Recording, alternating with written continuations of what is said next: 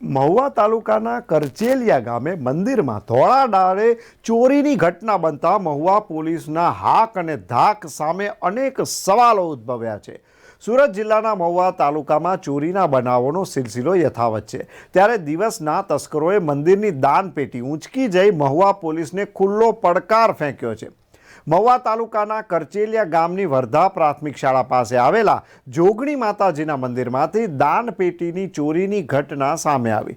ચોરીની ઘટના બાબતે કરચેલિયા ગ્રામ પંચાયતે લગાવેલા સીસીટીવીમાં મોટરસાયકલ સવાર 3 ઈસમો દેખાઈ રહ્યા છે. જોકે તે હજી સ્પષ્ટ જણાઈ રહ્યું નથી કે જોગણી માતાજીના મંદિરની દાનપેટી દર 2 મહિને ટ્રસ્ટીઓ દ્વારા ખોલવામાં હોવાનું જાણવા મળ્યું છે. મંદિરમાં ચોરીની ઘટના અંગે સ્થાનિકોએ મહુવા પોલીસને જાણ કરી હતી. ત્યારે મહુવા પોલીસ ઘટના સ્થળે પહોંચીને સીસીટીવી ફૂટેજના આધારે ચોરોની શોધખોળ હાથ ધરી છે.